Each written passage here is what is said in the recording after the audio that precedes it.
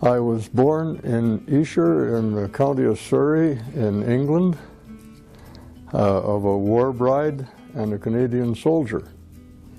My father, Gordon McKnight, was serving during the Second World War when he met my mother in England, and I came along on May 22nd in 1942 and came to Canada on the good ship Aquitania.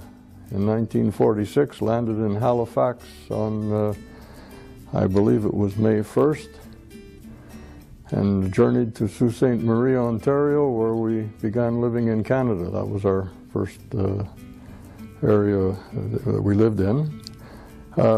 My father then moved from his employment at that time in the steel mill into the mines in Sudbury when the steel mill went on strike. I lived in Sudbury, went to primary school there.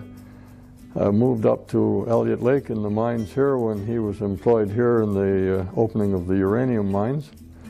And my first year at high school was spent in Blind River.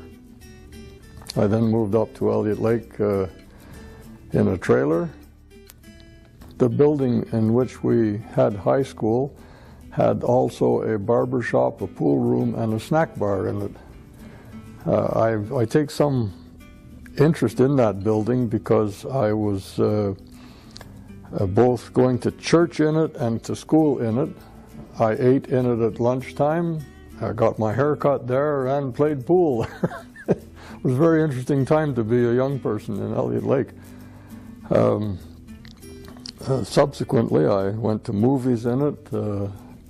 It was, after a while, converted into a Masonic lodge, and I joined Masonry about 24 years ago, I guess, and became master of the lodge there 4 years ago. So I go back quite a ways with that building and come with it all the way to the present. Graduating from mining school, probably I acquired an interest in mining because of my association with it here. My father worked in the mines. I constantly heard about his work and things that happened at the mine, and I was interested in it. And although my parents would like me to have become some kind of a professional of a different kind, I sort of gravitated toward the mines. I think my father threatened to kick me from behind if I ever went into the mines, so that probably sealed my fate. I went into the mines. I enjoyed the mines very much. I suppose I have two accomplishments. I consider the mining school an accomplishment because I did not have a tremendously successful high school experience.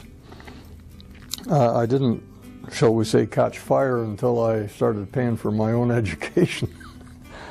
Another item that I found was a great accomplishment. I designed and patented a tool for mining called the tie tool and tie clip. I earned my living with it for a short while, but I made the mistake of being both the inventor and the sales force. What kept me busy trying to get it into the mines also cost me a great deal of money in running around the countryside to the mines, and alas, I wound up living from the proceeds a little too early and was unable to pay the freight on it as it occurs in things like that. You have to pay up front to have things manufactured for a while until you establish yourself. And I eventually found myself unable to continue with it. I guess I have a third great accomplishment.